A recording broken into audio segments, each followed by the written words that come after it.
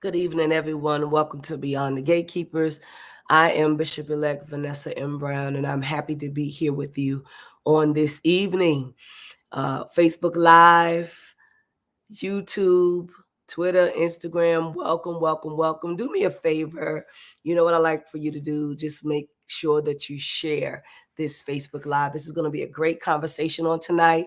And you also know that I like to shout you out. Tell us where you are watching from. What state are you representing on tonight? And we want to make sure that we say where you're coming from. We say good evening to you all. I see your faces, but tell us where you are coming from on tonight. I promise you this is going to be a great conversation. Share it with someone. Share in their inbox. I realize that this is not a popular conversation on tonight. I also realize that sometimes people don't want other folks to know that they even looking at something like this or making an attempt to listen and hear. But I encourage you tonight to make sure that you share far and wide about this conversation. As I told Bishop Flunder, oftentimes the things that we don't know a lot about are the things that we fear and we demonize. And so hopefully this conversation tonight will enlighten and enrich and bring more knowledge to what we're trying to discuss. So let's find out where you're from. I see you here tonight. Paris, California is in the house. Minister Sandy Hudson is here. T. Mark, I see you, brother, here tonight. Durham, North Carolina is in the house. So glad to see you. New Orleans is here. Colleen, Texas is here. I see the people. Josie Douglas from Florence, South Carolina. Thank you for supporting us pretty much every week. We appreciate it. Cincinnati, Deacon Ryan, thank you so much for being here tonight. ATL is in the house tonight, y'all. We're so happy that you're here. Long Beach, California, Pat Gill is in the house. Thank you. New Jersey is here. So glad that you're here tonight. All of you wonderful. Thank you so much. Keep telling us where you're from. Yes. Somebody said they're ready to hear insight. Chicago is here. Chicago is always representing. We're so glad. Houston, Texas is here with us on tonight, listening to this conversation. New York City is here. Queens is represented. Deacon Valerie Moore. Youngstown, Ohio is in the house. Garner, North Carolina is in the house. Albany, Georgia is in the house. I'm just loving it. This is so good. Deacon Ronnie Jordan is here. Rancho Cucamonga, California. We're so grateful, yes, that you're here tonight. Lincoln, Nebraska is here. People all over the world are being represented on tonight. If you're on YouTube, make sure you shout out where you're from on YouTube, where you are watching the show from. We want to make sure that we shout you out on tonight. This is going to be an incredible conversation. I see you, Renee Vickers. Thank you so much for Rockaway is in the house. I want to say thank you to everybody that supported last week's show. If you didn't get your book yet, don't worry. You will be getting it. Want to make sure that I got through Holy Week. So I sent a batch before Holy Week, and now I'm going to send a batch after Holy Week. And so you will get your book prayerfully by the weekend. You'll have it. If not, first thing Monday, you'll have your book from last week. And thank you for all those that purchased books so that other people can have them. It was an incredible outpour of God's Spirit, and so we appreciate that. Falls Church, Virginia is watching from YouTube. We say hello to you, Falls Church. Thank you so much for representing. St. Louis, Missouri is here. Melinda, we're so glad that you're here. I was going to say Dr. Melinda. We're glad you're here, Melinda, so much. Dallas, Texas is here. St. Paul, Minnesota is here. Columbus, Ohio is here. So let me move on. I'll still keep shouting you out as I see. You put what state you're in, but just know that we are very, very happy that you are in our presence tonight virtually. And we want you to share this conversation with someone. Just give it one big old share. Tampa, Florida is here. So glad that you're here. And so tonight, let's bring on Bishop Flunder. Bishop Flunder is our presiding prelate of the Fellowship of Affirming Ministries. She's the senior pastor of City of Refuge United Church of Christ in Oakland, California. And she's just going to greet you. And before she lays a foundation, she's going to greet you first. And then we're going to introduce our guest. And then she'll come back and say what this conversation is going to be about. Bishop Flunder. Good evening, everyone. I'm just real thrilled, as I am always on Wednesday, when we have an opportunity to have these kinds of conversations. This is a family talk, it's a community talk, and nothing is off the table. We have to be able to have conversation. We have to be able to hear each other's hearts. We have to be able to deal with the issues which are prevalent during our time with no fear and no trepidation. Because we are in, I would say, worldwide survival mode in many, many places. And it takes knowledge. Knowledge is our friend and will help us to move beyond a lot of the things that have kept us from having what we need and being our best and highest self. So we welcome you. We're going to talk about cannabis tonight. And it's time to talk, been time to talk about it for years and years and years. We're going to take the courage. We're going to get the information. We're going to hear more, perhaps, than we have heard before, and hopefully share conversations about cannabis. God bless you. I'm glad that you're here. Let's talk. God bless. Thank you, Bishop Flunder. Let me just shout out the rest of our team first. Thank you, Pastor Sue, for working the tech behind the scenes. Also want to shout out Pastor Anthony Sullivan, who is working the chat, the comment section, okay? So we're all tight, and we're all going to make sure that this conversation goes well tonight. Let me bring on our guest. He is here in the person of Dr. Joseph Rosado. He's the president and CEO of International Medical Consultants. Dr. Rosado, please come and just greet the audience, and then we'll get into our conversation. Good evening. Thank you for having me. I'm sorry for the technical difficulties, but we're all here together, so we're ready to roll. Thank you so much. Thank you so much. I'm going to start with Bishop Flunder. I'm going to let her lay a foundation for tonight's conversation. She has dealt significantly with cannabis in the state of California in terms of getting it legislated through the state. And so she has a lot to say. Bishop Flunder? Thank you again, and welcome, Dr. Rosado. We are very pleased that you are here to be in conversation with us. There are a few things that I think are important to lift up in our experience, and most of you all know that we have been engaged in 30 plus years of work around HIV and AIDS and several other concomitant health issues, but that one being major. And we are disproportionately, as people of color, present in that disease, but also in a number of diseases that are part of our reality as people of African descent and people also of Hispanic descent. And I can say a lot more about it, but it is important that I say that heart disease, cancer, strokes, diabetes, I could talk a lot more, kidney disease, Alzheimer's, and now violence from the NIH, the National Institute of Health. Violence is considered a major cause of death among people of color. I'm saying that because what goes along with that are the institutions, particularly who create and dispense medications for a lot of the things that I just got through lifting up.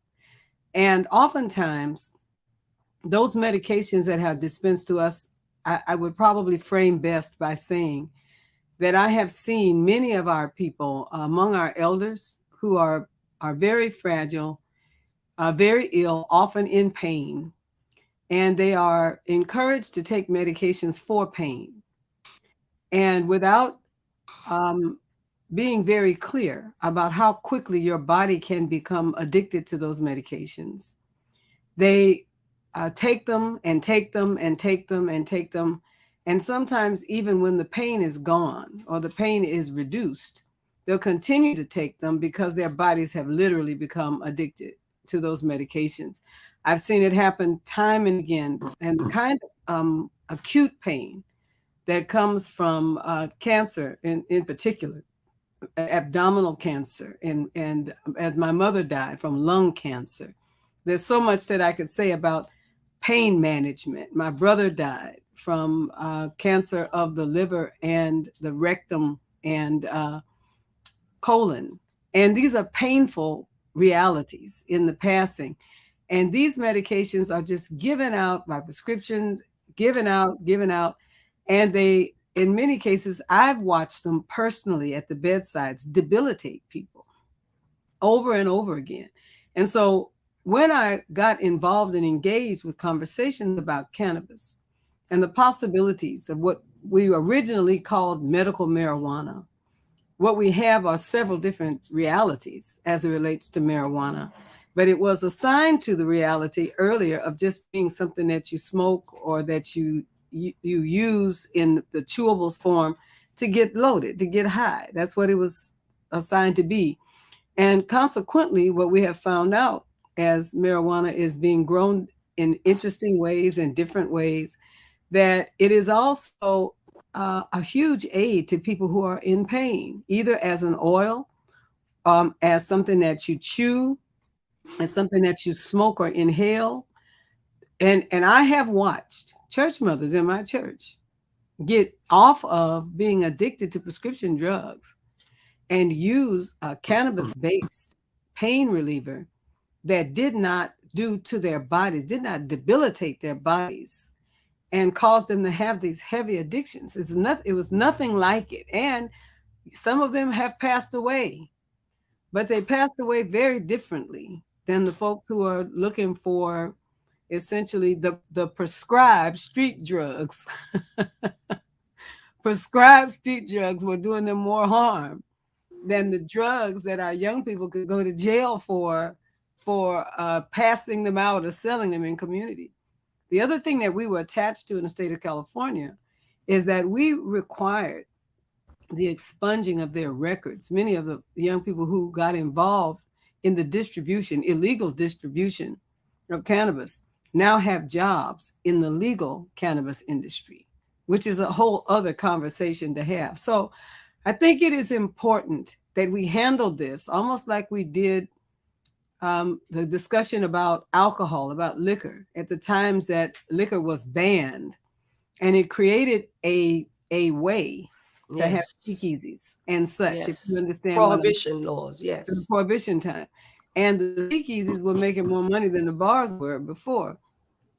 And people were still getting, and so you understand the potential that it has to be monitored.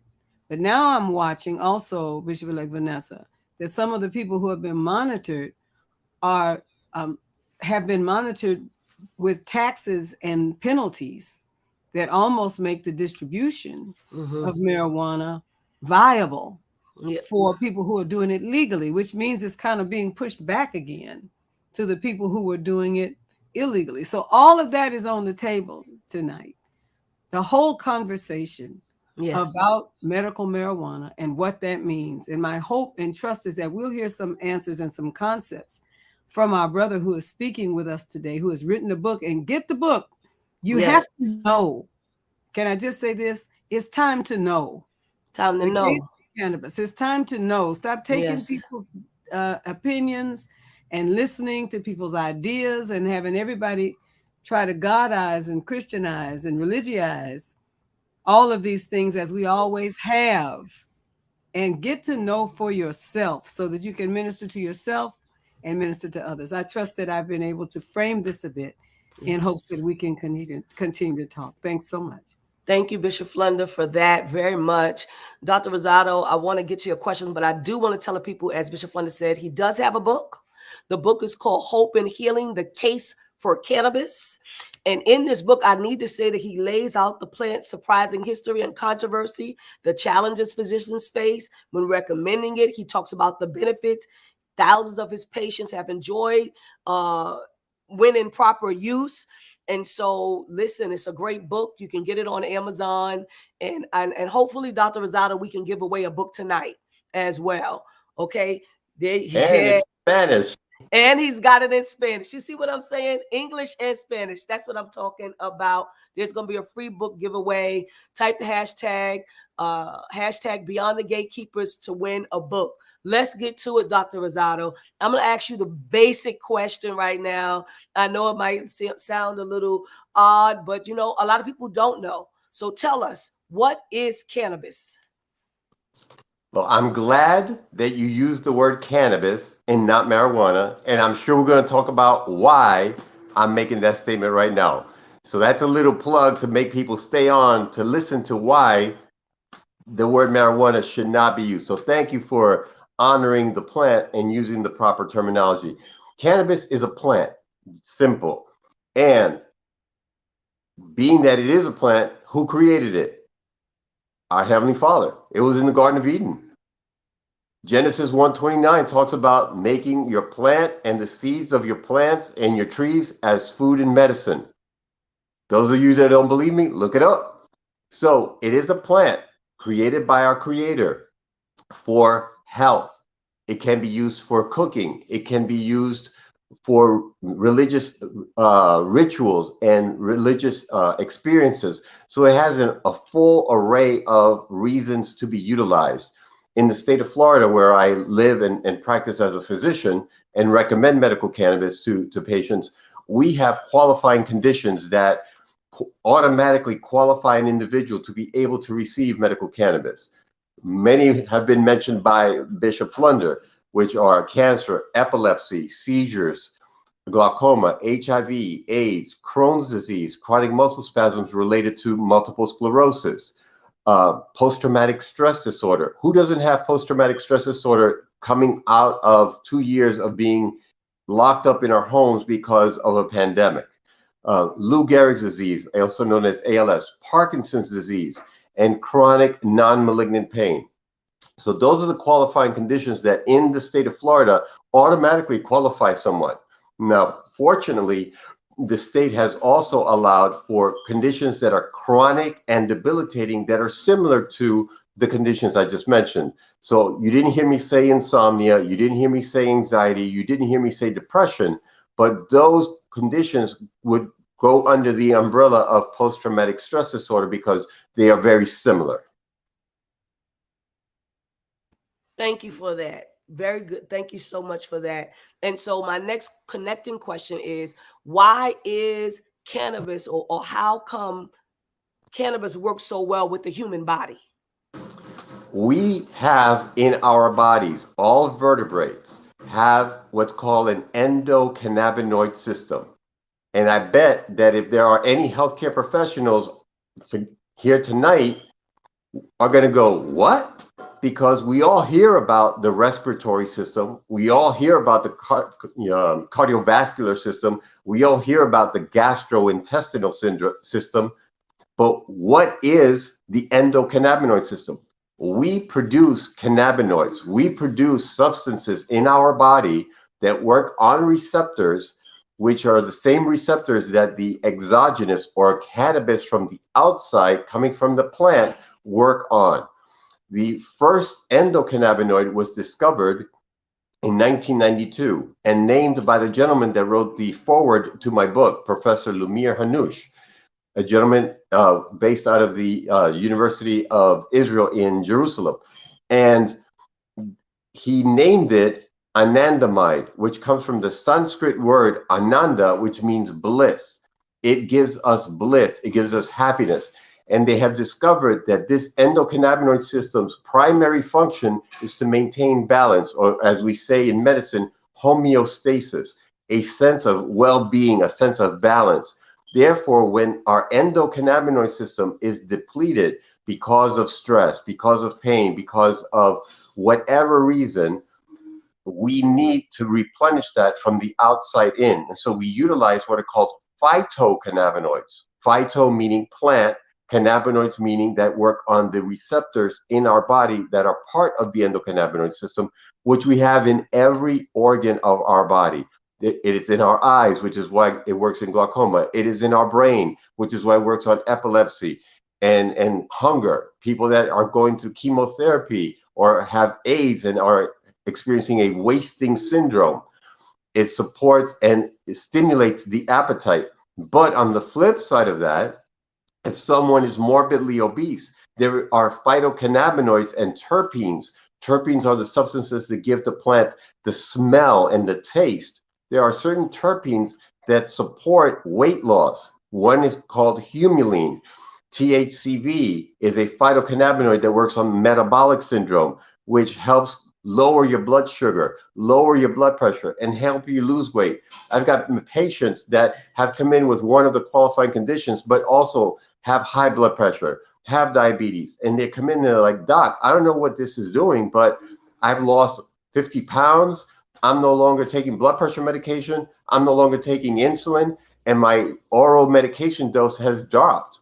So, this morning, one of my colleagues, and personal friend, heard about 420, which today is our Christmas, for lack of a better term. And there's a story that's linked to that, which I will share later.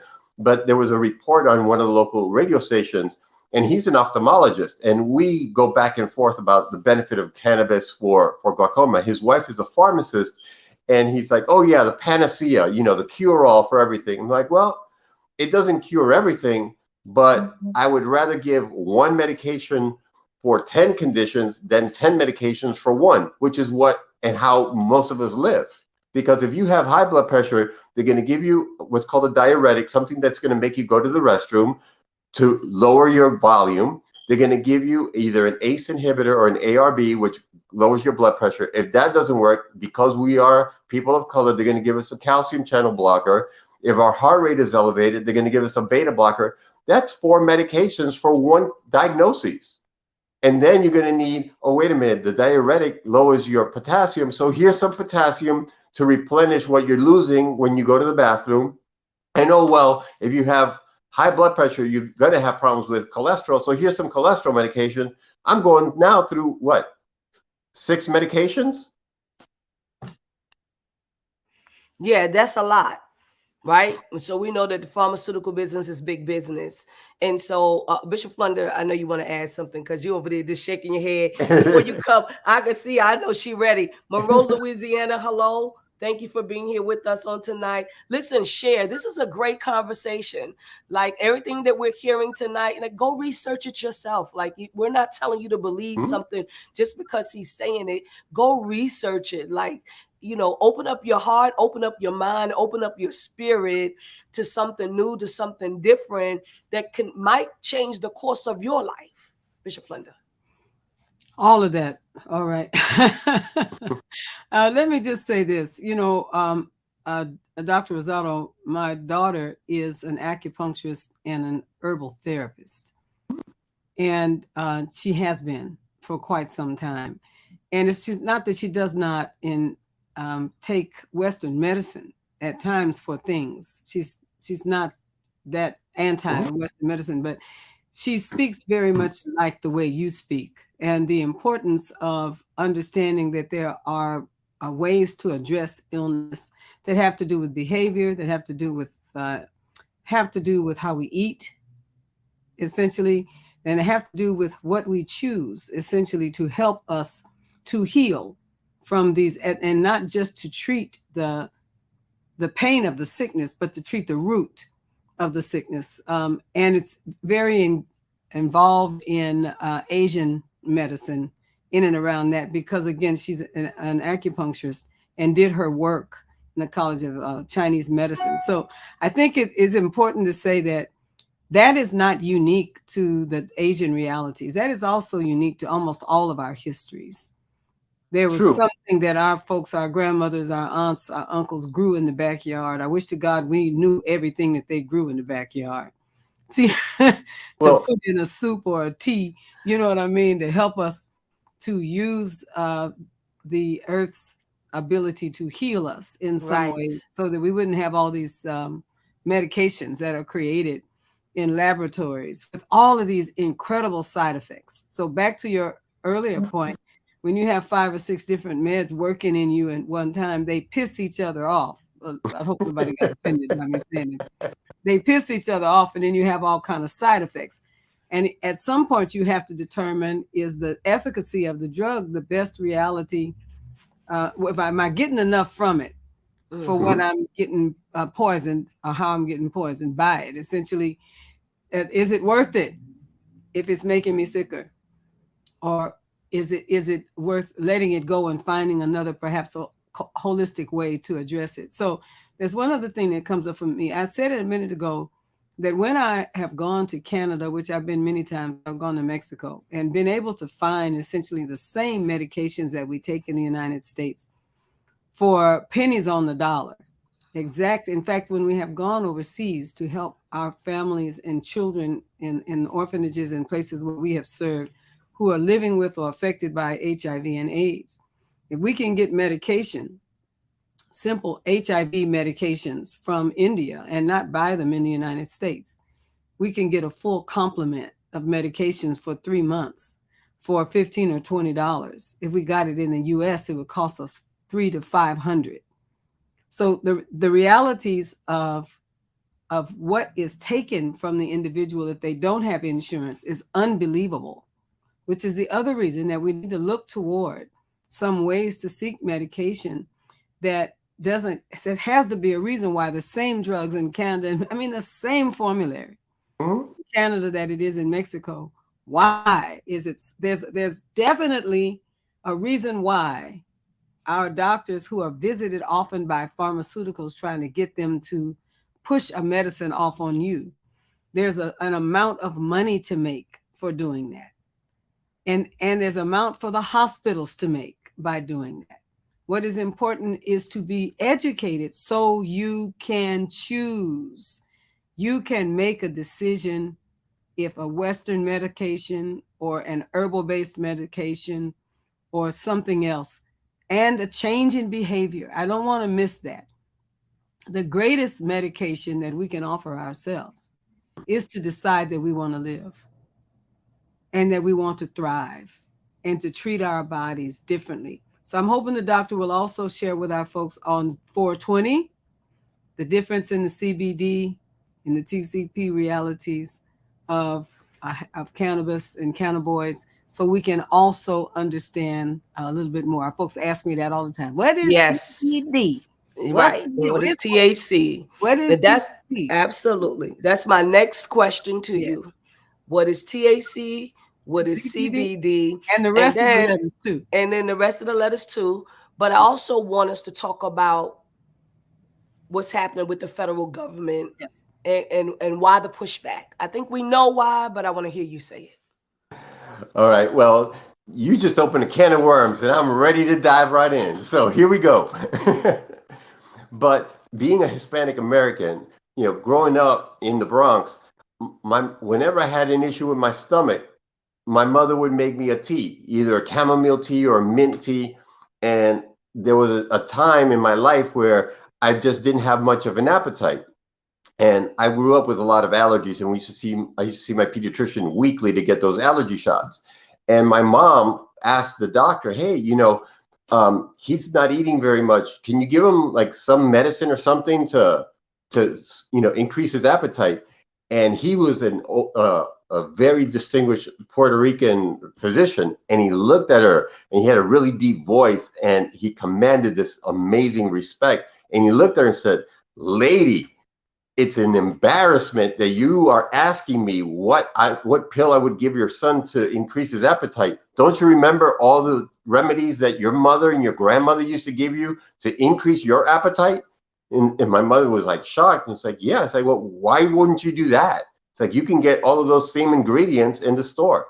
So, we've been brainwashed in such a way that I've got an issue, let me take a pill for it, and let me get it fixed quickly. Acute care, yes, medications and medical treatment, the United States is top in that, hands down. But in healthcare, we don't have healthcare in the United States. We have sick care. And money is made by keeping people sick, not by making them well. So with that, what's the difference between CBD and THC? They are both phytocannabinoids. They are both found in the plants, and one causes what's called euphoria. Typically, people say one is psychoactive, the other one is not psychoactive. That is incorrect. They are both psychoactive. Psychoactive means that it works on the brain, because, as I mentioned earlier, we have cannabinoid receptors in our brains that both are psychoactive. The difference is one causes euphoria, or that sense of feeling high, and the other one does not. General consensus is, well, CBD is the healthy one because they watch Sanjay Gupta's TV series Weed on CNN, and so because they were promoting so heavily CBD, then everybody said, oh, okay, CBD is the good one and THC is the bad one. So if it were a cowboy movie, CBD would be the cowboy dressed in white and THC would be the cowboy dressed in black. That's BS. They are both good, and they both have an excellent benefit to the body. Case in point, one of the number one reason why patients come to see me is because of pain. They have chronic pain. And as Bishop Flunder said initially, there is an opiate crisis going on in this country. In North America, people are addicted to narcotics. And as a result of that, we use the cannabis to replace these medications that cause so much harm, cause addiction, cause constipation, cause a sense of apathy, decrease sexual activity and drive in men and women. It's truly poison. But so that being said, we do our best to replace that with the cannabis. And by implementing the cannabis, we are finding that the THC has a benefit of an anti-inflammatory. It reduces inflammation, similar to aspirin, steroids, and Motrin, Advil, ibuprofen, etc. THC is 20 times more powerful than an aspirin as an anti-inflammatory, and twice as powerful as hydrocortisone, which is a steroid. The use of steroids over an extended period of time can cause diabetes, can cause issues with your adrenal glands, can cause Cushing syndrome, causes a host of issues, none of which are caused by the CBD, THC, and the other alphabet soup. CBG, which is the mother phytocannabinoid, the first one that's converted and found when you do a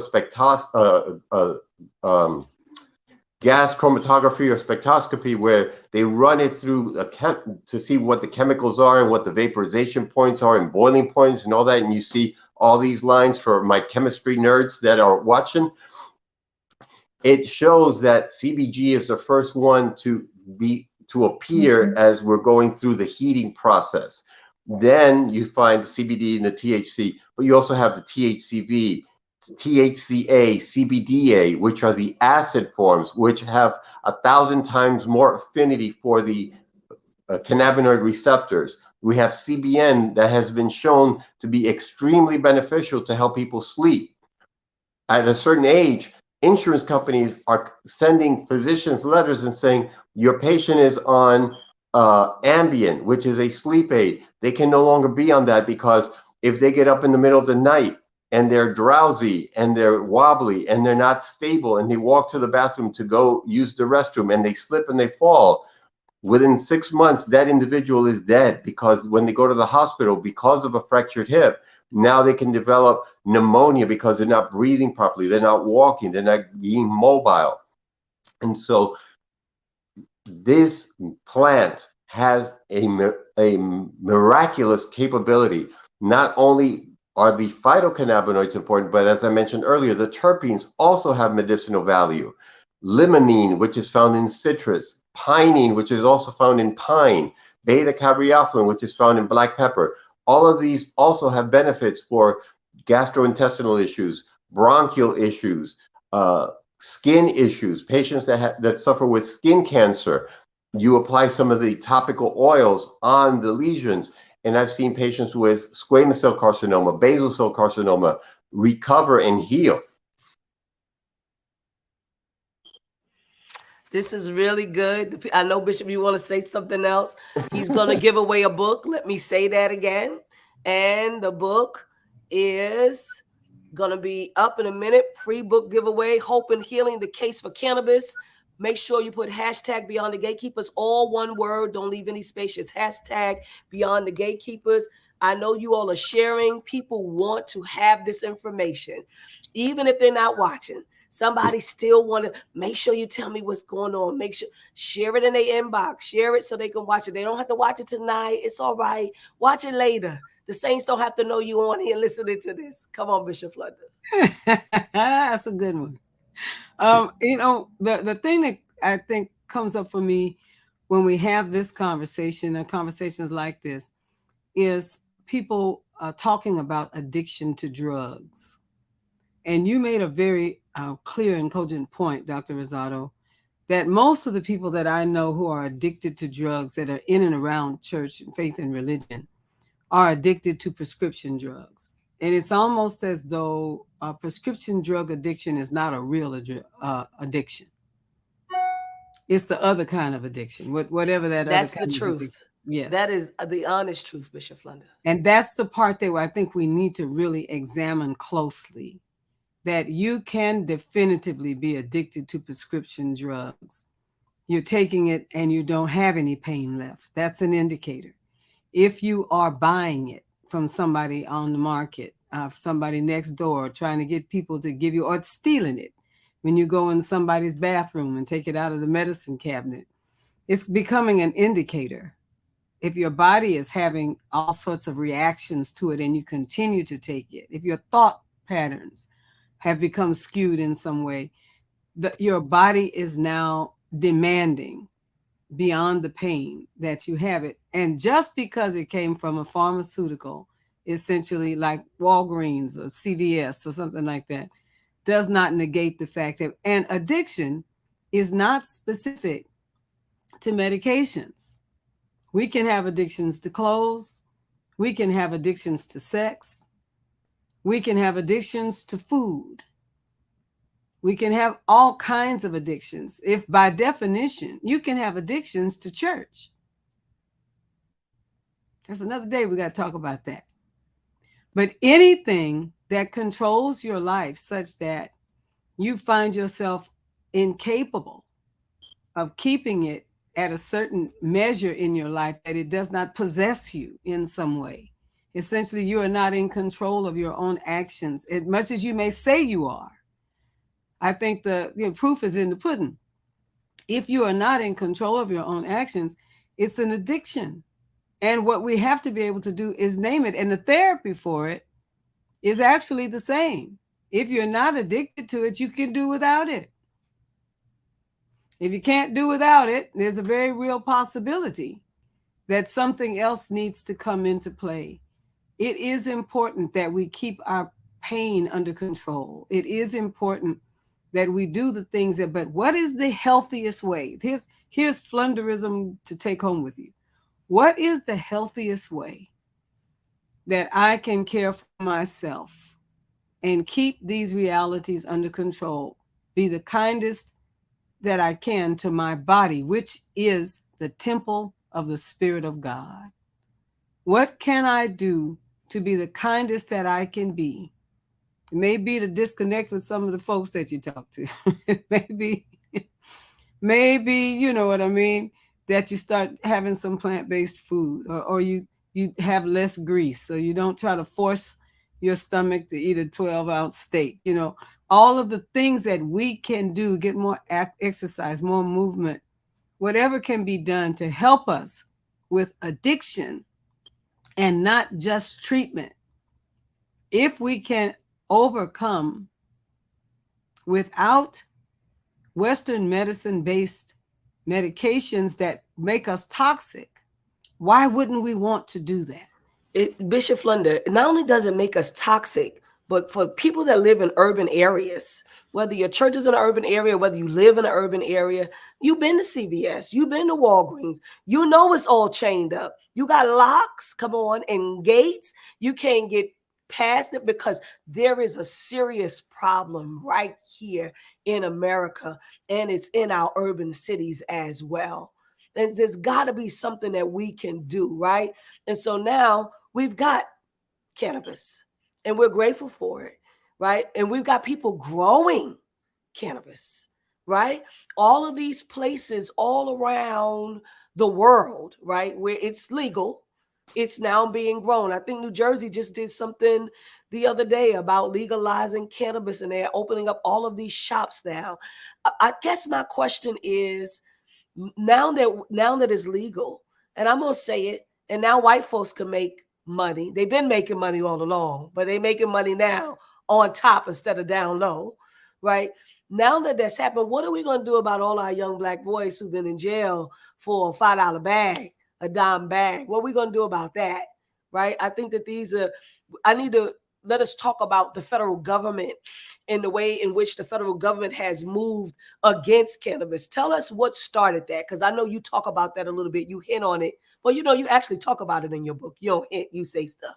Yeah, I do say stuff. In fact, I'm going to read stuff. So, and I'm going to preface this that this isn't Dr. Rosado. This isn't a Rosadoism. This comes from the literature. This is documented, okay?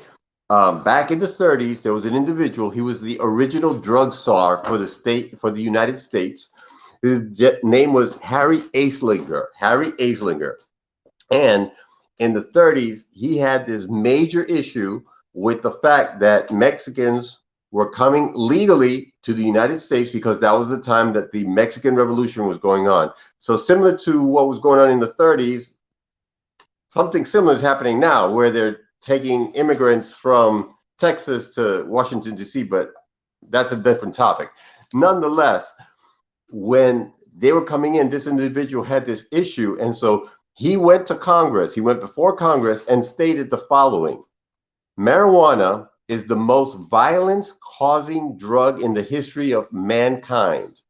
Most marijuana smokers are Negroes, Hispanics, Filipinos, and entertainers. Their satanic music, jazz and swing, result from marijuana use. The marijuana causes white women to seek sexual relations with Negroes, entertainers, and any others.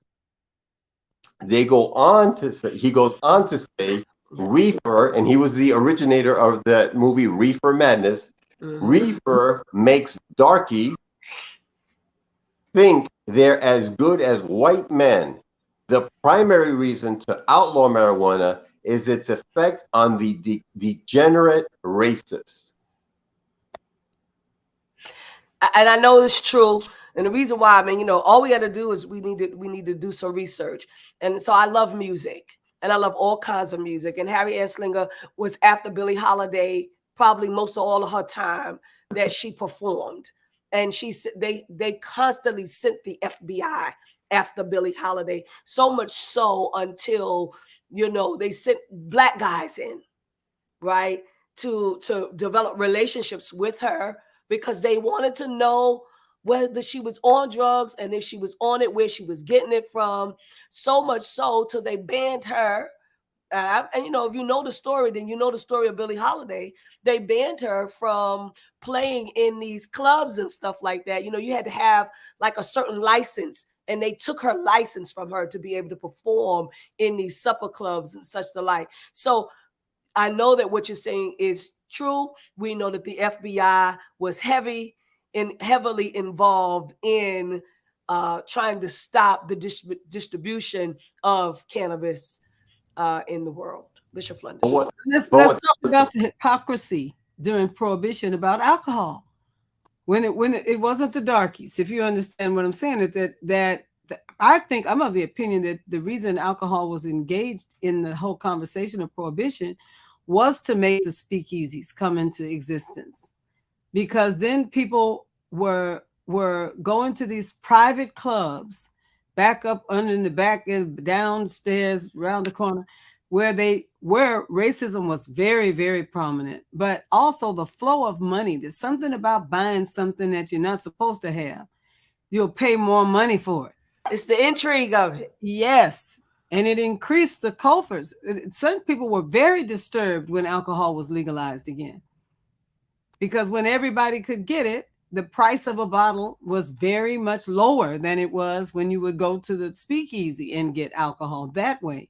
So yeah, I mean, all of these things, it sounds like some of the descriptions of why people who were slaves, or people who were migrant farmers and migrant workers in the United States needed to continue to do those jobs because of the deficiency that was already in them.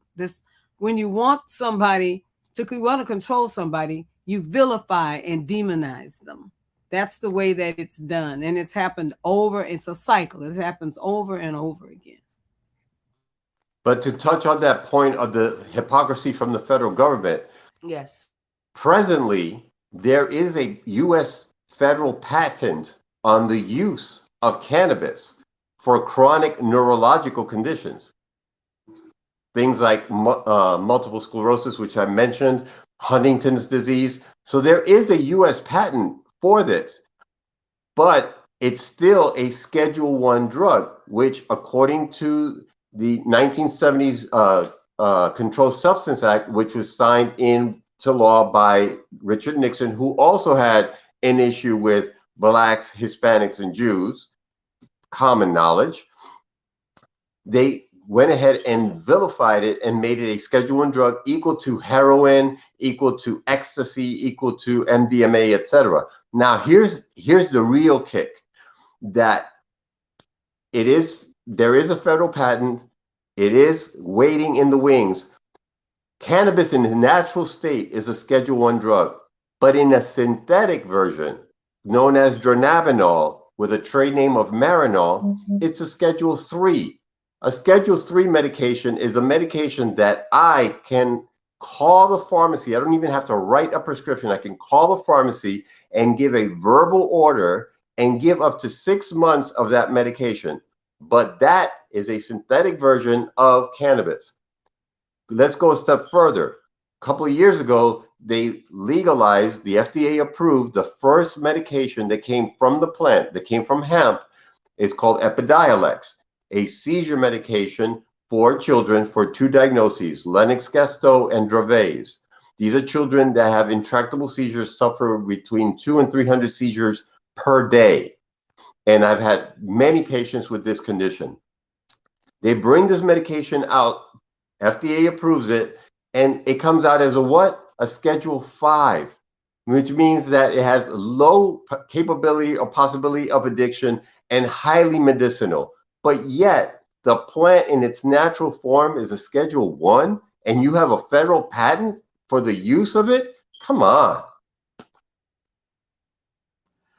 Again, more hypocrisy, Bishop Flunder and Dr. Rosado, from the federal government. And but there's a turnaround coming, right? We can see it. It's happening right before our eyes. Because why? Because money is to be made. Again, hand over fist, and everybody wants in on how to make this money, right? But they don't want to push so far to push big pharma, because we can't knock them out the box. So we got to play fair in the sandbox with big pharma.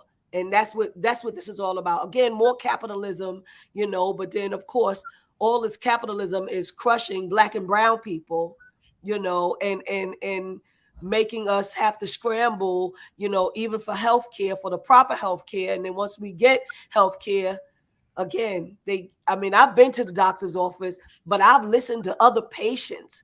And like you said, getting all of this medication, and they walk out of there and they got 10 prescriptions. And I say to myself, my God, 10 prescriptions that they have to take for maybe one or two conditions that they have. I don't understand. And I tell you what I have realized, because there was a cannabis dispensary that shares a fence right next door to our church, and someday, and they also grow. They have a greenhouse, and if you keep downwind from them on certain days, when they're when they're over there doing what they do, you realize that there is a cannabis dispensary next door to our church. I think it is, and they were afraid, because they owned their building before we bought ours, that we were going to be a problem, because they felt like, because we are a faith-based organization, that's the way we would be. Because the thing is that it was being said everywhere that people of faith are totally against this. So it leaves me often with this conversation, because some of us who are people of faith have a really poor concept of self-care. Just a really poor concept. And I'll say to Dr. Rosado, who's also comes from these realities, that people of faith often think about, what I'm doing is getting ready to go to heaven. Why do I care?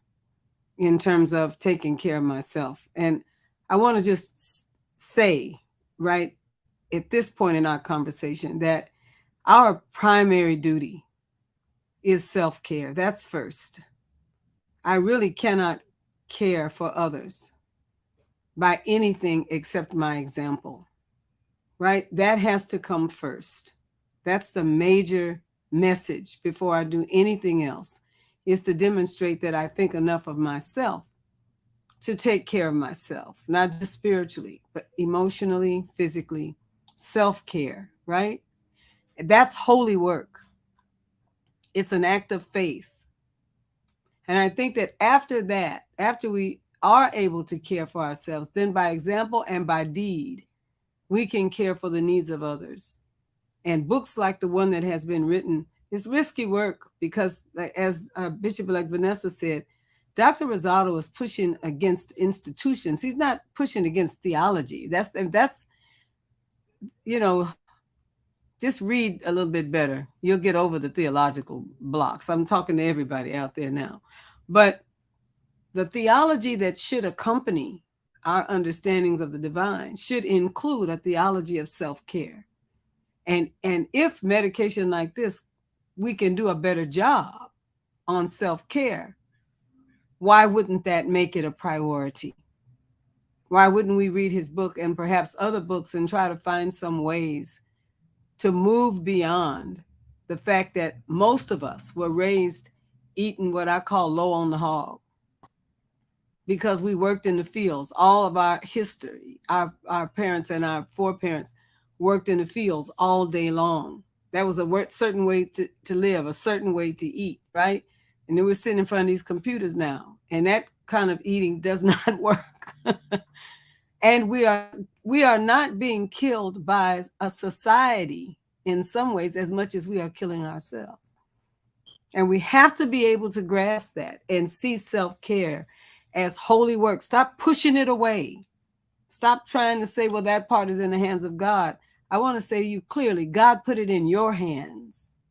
to take care of you and to require people around you to respect that, to know that, and to understand that. That is holy work. This, what he is doing, undressing all of the garbage around cannabis, right, is holy work. And my hope is that it will continue to happen. I'm so happy to. I looked him up. I said, this book, this is a good book. I'm going to try to track him down. And now to hear that you're from the Bronx, I'm from Harlem. You know, this is holy work, brother. What you're doing, because we already know the devastation that took place, right, in Harlem, in the Bronx, in Brooklyn, and all these other urban cities that we can talk about. St. Louis, Missouri, Illinois. You know, all of the devastations that took place because. Oakland. Come on, Oakland, California. Like, we know what is happening. And so there is a remedy, right? And we talk about scripture. It says there's a tree on each side of the river, and the leaves on the tree are good for the healing of the nation. It's like we have to wake up our own selves. And like Bishop Flunder just said, you know, self-care is holy work. And so maybe you don't want to smoke. Get you some edibles and do something with yourself. And it's gonna be all right. And you know, I talk about, you know, I know people that take Xanax and all of those kind of things. That's fine for anxiety and all that thing. But you know what? You can also have some kind of edible and you don't have to take Xanax, right? Because there is, when I listen to these commercials and I listen to all of the, I think about, you know, oh well, you can take, I don't know, you know, just Chantix, but they tell you all of the things. If you take that, you know, something about your liver, something about your heart, it's like 20 different things. If you take that one thing to help another thing, come on. We have to do better than that. So Dr. Rosado, I want to ask you this last, well, two more questions. One, Right. what are the discoveries being made in terms of cannabis? And then two, in your opinion, what is the probable future of cannabis, both for medicine and recreation? Okay. Before I touch that, when Bishop Flunder was talking about self-care and talked about killing, remember one of the commandments, thou shalt not kill. It starts with you. Don't kill yourself. So that it's not about killing somebody else. It's how you're killing yourself. And it's the only body we got. So this is the temple. We got to protect this temple. Now, as far as the what's going on clinically or with studies, Israel really is at the forefront of the studies. Raphael Meshulam, who is turned, I believe, 90 last year, is still going strong, doing his clinical trials, doing research. A lot of studies are being done with children, specifically with epilepsy, children with autism, or children that are on the spectrum, autistic spectrum disorder. They're doing a lot of studies. In New York, they're doing clinical trials and studies using a phytocannabinoid, THCV, for autism in children. So we're doing a lot of studies in that arena. In Canada, they're doing studies with heart issues, heart diseases. 2 days ago, I was contacted by a group of scientists in Mexico that they just finally got approval from one of the universities there, and they're working with the equivalent of the Mexican DEA. It's called COFEPRIS, which they are looking for ways to create clinical trials and research, and they've reached out to me to be part of the studies and support the clinical trials and writing the protocols and the policies and the procedures to create medications for specific conditions and ailments. We have established that the pain is the #1 reason why patients come to my office. I've published papers in referee journals, medically scientific journals that are peer reviewed, that for me to submit an article, 3 peers read and review my work and either approve or disapprove it showing up in the journal. The first article that I published was about a 45-year-old female that was taking between 42 and 58 pills per day. per day. Her life revolved around her cell phone alarm, letting her know when she needed to take her next pill. And within 3 months, we dropped her down to 2 pills per day. And she got her life back. Right now, this was back in 2017 that she started with me as a patient. In 2022, presently, she's on 0 medication. She's not taking any medication. She's just utilizing the cannabis for her fibromyalgia, for her migraine headaches, for her seizures, for her anxiety, for her post-traumatic stress disorder, et cetera, et cetera. As I mentioned before, 1 medication for 10 conditions as opposed to 10 medications for just 1. Regarding the future of cannabis in this country, my vision and my belief is that within 3 to 5 years, it will be federally legal. It will be legal in all 50 states. At present, it is legal medically in 37 states, including the U.S. territory, Puerto Rico. It is recreationally legal, or as they call it, adult use, in 18 states, including the U.S. territory, Guam, and Washington, D.C. Now, the idea of recreational or adult use versus medicinal is really a misnomer. As I mentioned earlier, we all have an endocannabinoid system. The only difference between a medical program and a non-medical or adult use program is that with a medical program, the physician is the gatekeeper. They are the ones that see the patient, qualify the patient, make the recommendation, and guide the patient through the journey. The adult use or recreational market is for the individual that has been utilizing the cannabis for years and really doesn't need me. They know what works for them. They know what their conditions are, and they have been self-medicating with street cannabis for years. The advantage of having a dispensary is because you now have third-party testing. You know what's in there, and you know that it's not being cut with anything. For years, I've worked doing treatments for opiate dependence and addiction. And every time the patients would come in for that specific treatment, I would run a urine drug screen to see if they were being true to the program. And this one individual came in one day and we did his urine drug screen, and he comes back positive for his the buprenorphine, which was a medication to treat his addiction, the cannabis, but then cocaine popped up. And I'm like, dude, like, where the hell did this come from? I'm sorry, where did this come from? Like, where did cocaine come from? Because that's not your drug of choice. And he starts freaking out, and his wife's there, and she starts to cry.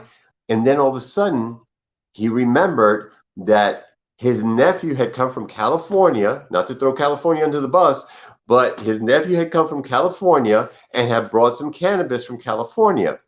Well, what they were doing was they were lacing the cannabis with cocaine.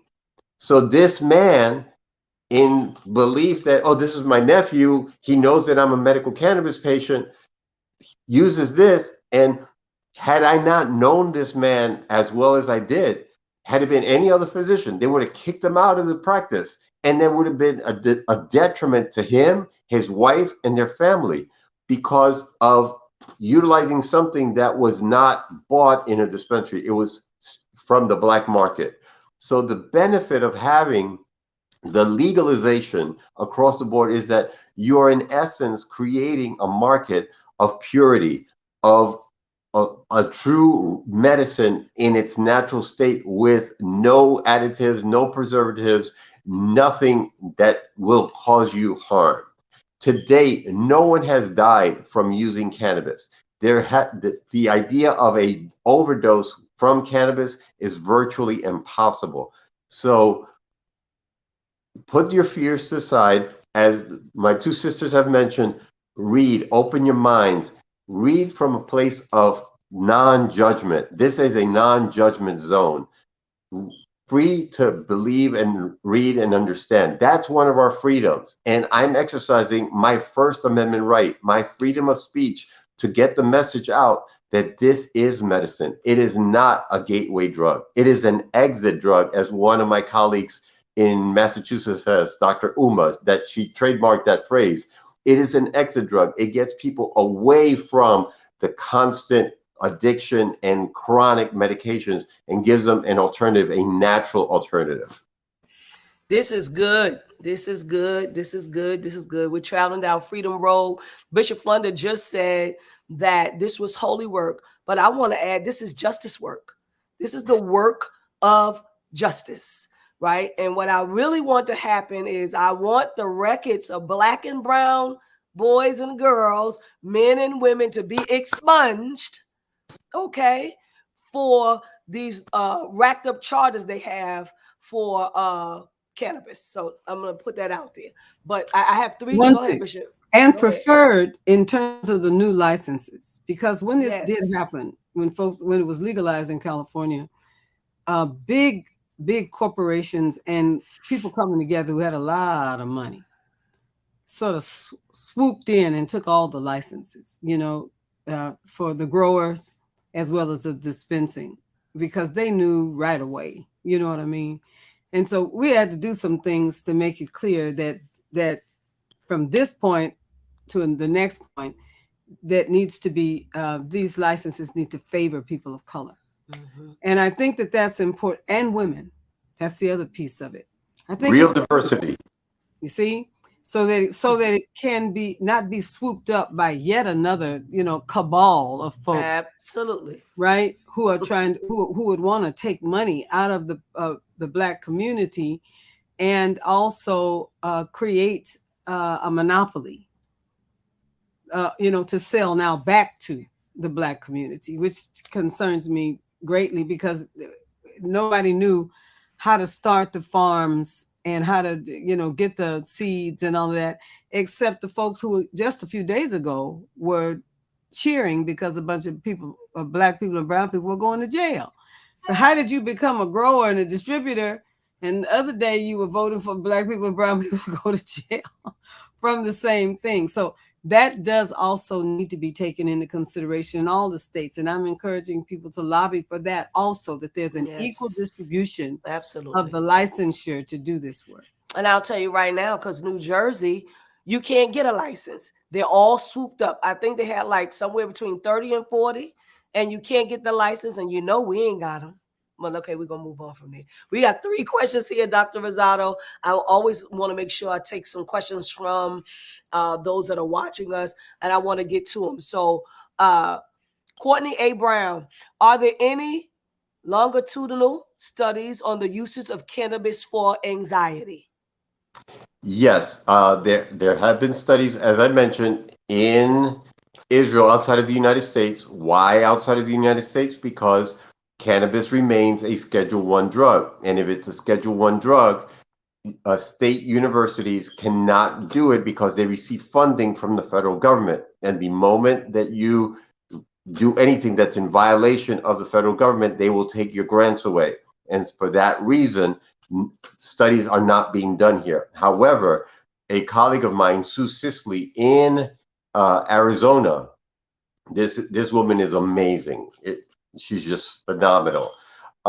She did a clinical trial on veterans with the Veterans Administration on men that were suffering with post-traumatic stress disorder, veterans that had PTSD, that were dealing with anxiety, depression, etc.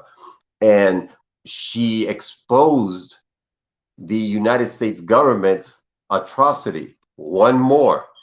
In the United States, there was a program, there still is a program at the University of Mississippi where they grow cannabis. It's the only place where they can grow cannabis legally under the auspices of the federal government.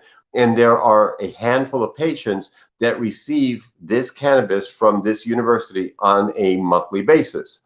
Well, because she was doing a clinical trial using the VA, a federal entity, she reached out to the University of Mississippi, and requested product for her clinical trial. They gave it to her. Now, being that she has a lot of knowledge and a lot of not malice, but is a judicious woman, sent those samples to an independent lab to have it run. And what she discovered was that it was riddled with mold. It had fungus. Now, can you imagine the alarm that would have happened that she would have given this product to these veterans that served our country, that gave their lives for this country, for our freedoms, and they start using this product and they end up with a fungal infection in their lungs? What's the government going to say? Oh, see, it's that marijuana that caused them to get sick. And it was the crappy product that they were creating. She turned around and sued the federal government and won. And now more universities have been created to grow the product, and they're now in the process of beginning to do studies with the DEA. It was just announced last week. Thanks to this pioneer, a true pioneer, a woman that had no fear and said, this is what I'm going to do, and sued the man and won. So that's a long-winded answer to just say, yes, we are doing clinical trials, both here with the PTSD with Dr. Sue Sisley in Arizona, as well as abroad in Israel, which is the Mecca for all of our clinical trials and the studies of this plant. People want to know where you're located in Florida. Where's your clinic? Because they're asking me. I said Florida. They said where? Yeah, because it's a big state. It may as well be a different country. Well, South Florida is a completely different country because Miami's nuts. I'm in Central Florida. I see patients for medical cannabis Friday afternoons in Daytona Beach, the most famous beach in the world, according to the people in Daytona, and on Saturday mornings in Orlando. So I see patients Friday afternoons in Daytona Beach and Saturday mornings in Orlando. I've partnered with a company called DocMJ, and you can go on their website, docmj.com, and start a chat. If you are in the state of Florida, they have 25 clinics throughout the state. We have 22 million people, and we have close to 750,000 medical cannabis patients. There are 55,000 physicians in the state of Florida, and only 2,500 of us are certified to recommend for medical cannabis. So we are a true minority. Lovely. Listen, Hope and Healing is the name of the book, The Case for Cannabis. People are asking. His name is Dr. Joseph Rosado. Hope and Healing, The Case for Cannabis. If you want a book, we're going to give away a book tonight. It's in Spanish and it's in English. And so you could win that book tonight by typing the hashtag Beyond the Gatekeepers. Okay, 2 more questions and we're going to get out of here. Between the street dispensaries, this is Pastor Salisbury, between the streets and dispensaries, which is the safest place to purchase cannabis, or is there a safest place to purchase it? Now, I can tell you right now, the cheapest place is the street, but I'm going to go on from there. That's true. The cheapest place is the street because they don't have to pay taxes, because that's another thing. It's illegal, but you got to give Uncle Sam their due, and they will tax the living crap out of you. I kind of alluded to the safety measures of this before in one of the previous questions. The safest place is obviously going to be a state-approved dispensary, because a state, and I'm not talking about smoke shops, I'm talking about a state-approved dispensary that has rules and regulations set forth in their constitution, where it states that they have to have third-party testing, and whatever's on that label must be in the bottle or in the actual plant. And when it's the plant, there's really not much that you can alter it. Pesticides, insecticides, fertilizers. Here in the state of Florida, many of the dispensaries use live soil, so there's no fertilization. They use actual live soil, which means they have certain worms and animals that work symbiotically with the plant to give it better nutrition. So it's a science all to itself. So the safest place is in a dispensary, and I shared the story of that patient of mine that got some dirty cannabis. Yeah. Let me also say that rough. The All right, only Bishop. reason, really, that we were able to find a middle ground and get cannabis legalized is for the things that you're lifting up right now. How can the states profit? It's the That's it. profit, Yeah. and the end result of that, of course, is which is the also the thing that's happening right now. We have a bunch of new people selling cannabis that are not a part of the dispensaries because it is costing so much for people to buy through the dispensaries as compared to the street. Hmm? And I agree with Dr. Rosado and also you Bishop Bilek, that the cannabis may not be the same quality, but now making it so expensive for the distributors for the licensed distributors to do what it is that they're doing has now forced a whole other market out there for cannabis that doesn't come. And I think that some of the people that are selling on the street got their stuff from the dispensaries. They, if you understand what I'm trying to say, and the distribution is much easier. And Right. so Yeah. I would encourage people not to get street drugs because it can be laced. Often, it can be laced in ways that it makes you addicted to it in a number of ways. It is far better to get it from the dispensaries, but the states need to take some responsibility to keep this from being so complicated. And I have It's found that intentional though, Bishop it Flunder. It's absolutely, intentional.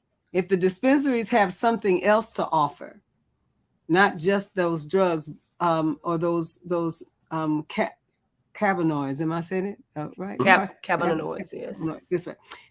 That there's something else there, like for instance, some holistic health uh, conversations, some groups where people can talk about pain management, where people can talk about stress. I think that those things should be also available so that a comprehensive plan that includes self care and includes the medications at the same time could be under the same roof. So I'm putting that out there because some of you all are feeling called to this. Some people who are with us tonight are already engaged in these realities. Right. Use your power. Hmm. We're not helpless. That's right. Let's use our power and get what we need. This is good. Okay, I'm working myself down. Janelle Alexander says, I have high cholesterol and my husband has high blood pressure. When changing over to cannabis from prescribed meds, do we stop the meds immediately or should it be gradual? No, you never stop any medication immediately.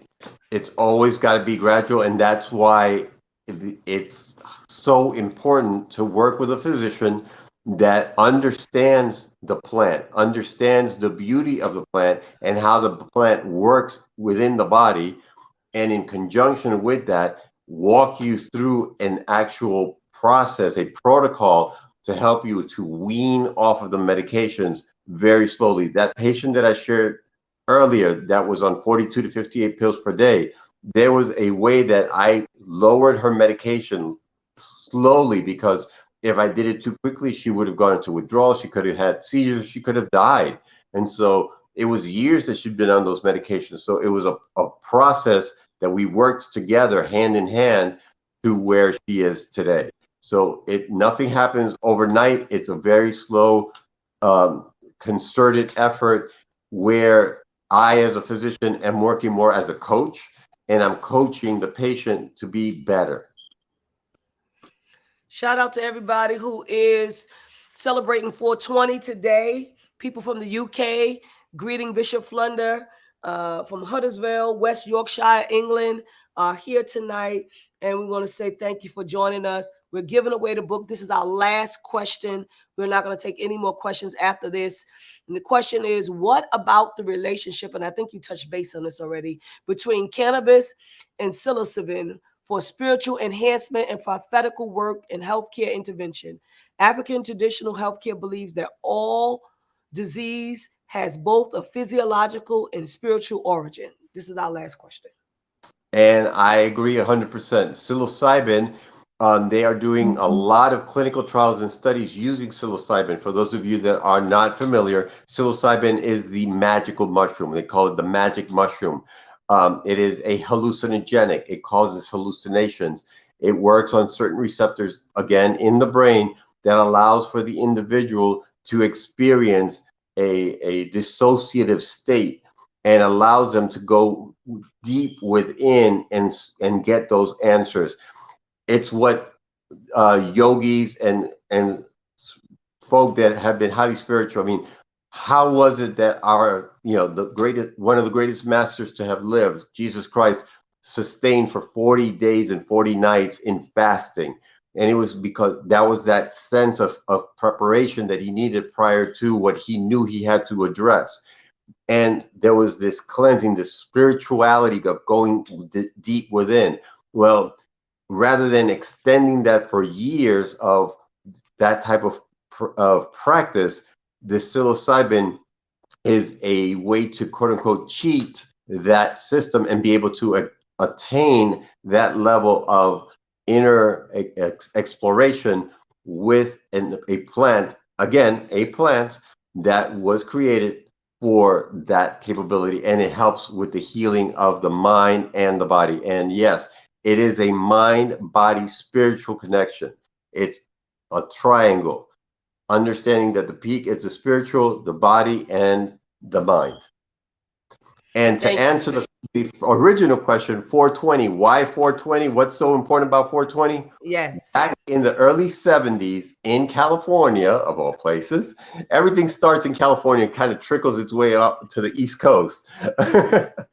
But in the early 70s, there were a group of high school students that would, at the after school, meet under the bleachers and engage in smoking marijuana, smoking cannabis. And school was let out at 420. And so they created the 420 Club. And from then, the name took effect. And so from that point forward, 420 is synonymous with the use of cannabis. Another date is July 10th, 7/10, because back in the day when we had beepers, for those millennials that don't know what a beeper is, look it up, go to Google. But back in the day when we had beepers, they would write 710, and if you turn the beeper around, it spelled oil, OIL. And that meant that they had cannabis oil and they were able to sell it. So maybe we could do a part 2 to this show on July 10th. I like it. I like it. I like it. Thank you so much, Dr. Rosado. I'm going to give you and Bishop Flunder to have the final words. Then we're going to go to our advertisement, and then we're going to give away the book. Well, thank you very much, Doctor. We are so thrilled to have you. This has opened up the understanding and the wisdom and opportunity for a number of people. And we pray tonight that healing will take place.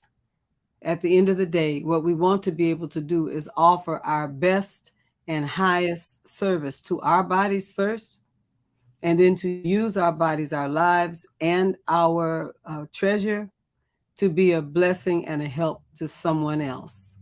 When you are healed, heal someone else. That is such a powerful opportunity. So thank you so, so very much. And we will be reading your book. Blessings. Thank you.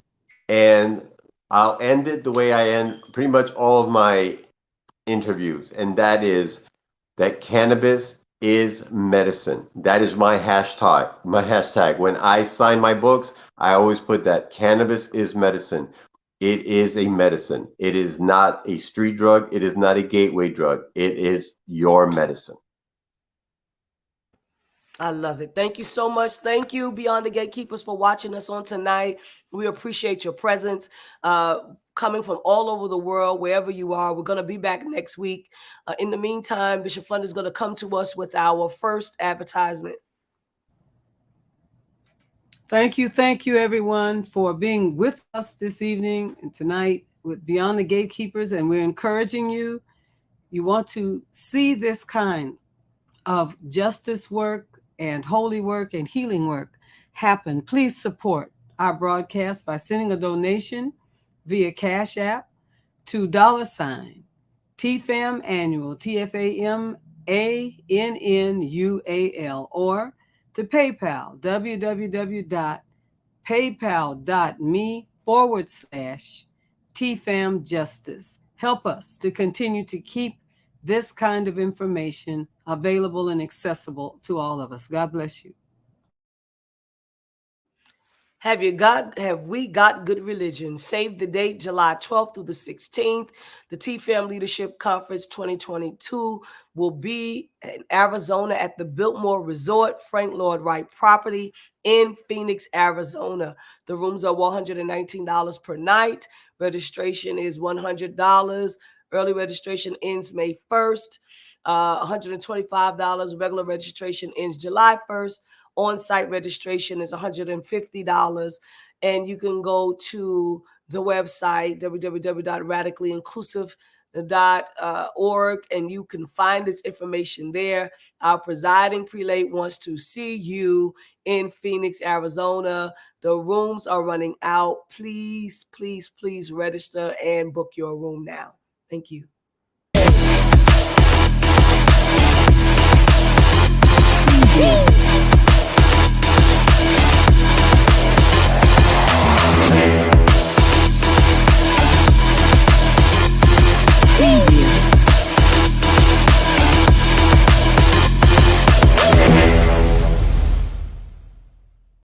Thank you, Bullet in Flight Radio. This will play back again on Saturday. Look up Bullet in Flight Radio and you can listen to this broadcast again. Antonio Mattier, he is the lifestyle realtor, and he is saying that if you can donate to your church, give to your church while accomplishing your goal of home ownership. Lifestyle Global Properties will donate 10% of the commission earned from your real estate transaction to your choice of COR, which is City of Refuge, or TFAM, which is the Fellowship of Affirming Ministries, in your name. When you utilize their brokerage to purchase or sell a property that is residential or commercial in California or Georgia, please look up Lifestyle Properties, Lifestyle Global Properties, where Antonio Mattier is the proprietor. TNT, RIM Virtual Experience, TNT Tuesday Night Talks, RIM Fellowship United Church of Christ. Every Tuesday night, they are inviting you at 7:30 p.m. Eastern Standard Time for everyday, real, relevant, Bible-led conversations. Their senior pastor is Bishop-elect Sonia E. Williams. Please visit them on their website at www.rimatlanta.org. That's www.rimatlanta.org. You can follow them on Facebook, Instagram, and YouTube at RIM Fellowship UCC. Please support Black businesses. Nubian Flunder is the daughter of our presiding bishop. She is the founder of her own company. The company is called The Healing Place Apothecary. That is The Healing Place Apothecary. You can go to her website at www.THP, which stands for The Healing Place Apothecary.com, and you will find products for your skin to help your skin be rejuvenated and revived and renewed, and other parts of your body as well. Please support this business. Of course, you can go to www.skymichelle.com. Her company is Sky Michelle's Teas and Things. Sky Michelle is the kid boss. You can get your t-shirts, customize your mugs, customize so many different things. There are a collection of t-shirts, rhinestone t-shirts, Dope Black, Faith, YA Flunder, Kara Motivational. You can follow her on her Instagram page and her Facebook page at I Am Sky Michelle. Support Black businesses. Kara Solutions, another Black business. Focus on your passion. Let Kara handle the rest. The owner and operator and founder of this company is Susan A. Webley. She does remote production, video conferencing, admin and tech support, custom branding, show development, training. And if you need to get a free consultation, please email her at sue@kara-solutions.com, or you can go to our website and look at the wide range of services by going to www.kara, Solutions with an S.com. Support Black businesses. Advertise with Beyond the Gatekeepers, please. You can email us at beyondthegatekeepersshow@gmail.com. All right, we're going to give away this book. We've been promising it, and we want to give a copy of the book away. And, you know, you can buy more and more books. Make sure you put hashtag Beyond the Gatekeepers. Let's see who our winner is tonight.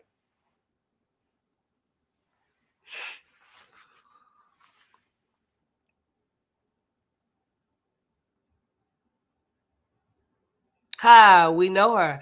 Deacon Ronnie Jordan from City of Refuge is the winner on tonight.